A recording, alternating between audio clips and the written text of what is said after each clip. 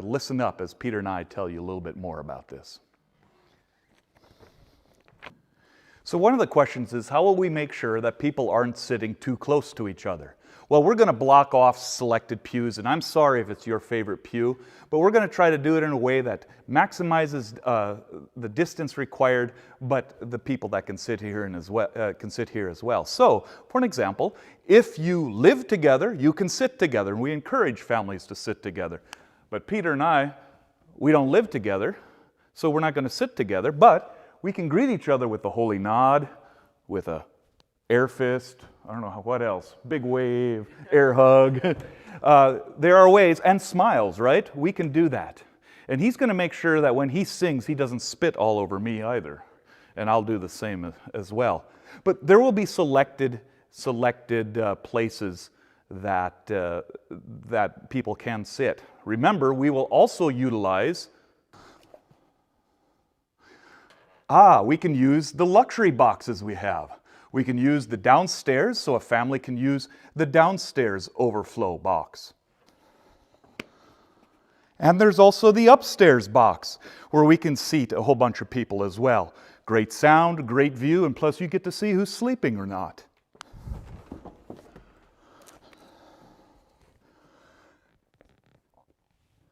And there's always the choir loft. We can sit people in the choir loft and space them appropriately as well.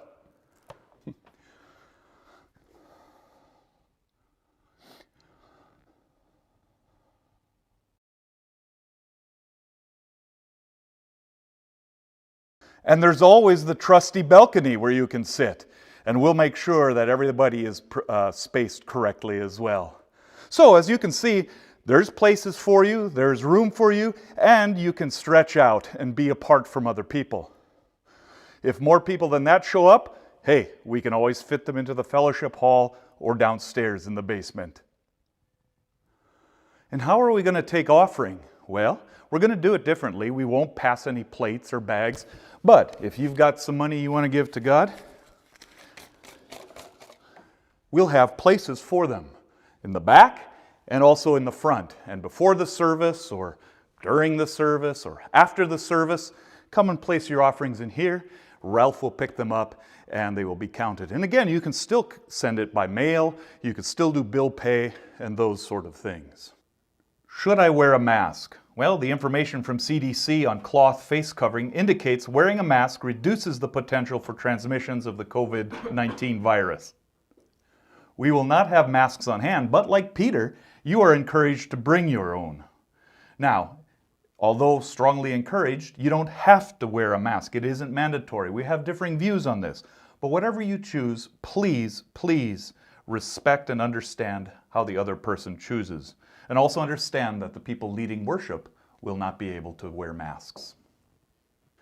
You might be asking, are the bathrooms open? Yes, they are. But we encourage you to limit their use just so that the traffic is lower to it and unnecessary use is kept low. And please, like Peter's doing, wash your hands when you're finished. Thank you. Man, where's Martin? Sunday school's about to start.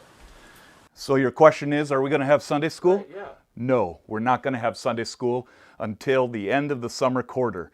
So if you want to get together, you sure can. You can do it virtually or at Martin's house. But no Sunday school for adults or kids here until the end of the summer quarter for sure. Some other things to know is that we, your leadership, the executive committee, and the board of deacons are following all recovery plans, whether at the county level or the state level. And so we take their recommendations as we think of your safety as well. Greeters will not shake hands, but there are other ways to greet each other. Also, children's story will be had, but children will not be invited to come forward either.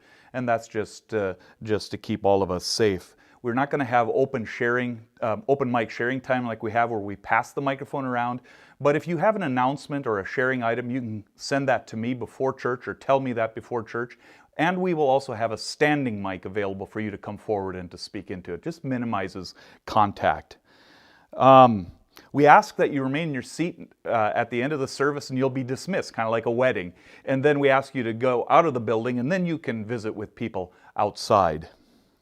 And of course, we ask that if you are sick or running a fever, please stay home. And you are not obligated to attend.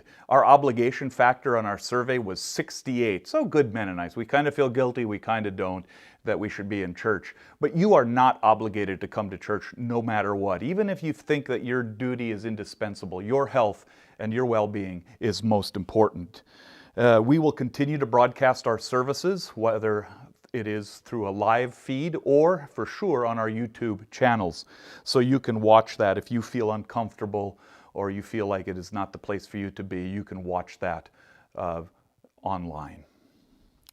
We just ask that everybody have grace for each other, and I think the prayer or the blessing I want to leave with you is to be flexible, be patient, extend grace. We're all in a different place, but we're all in this together.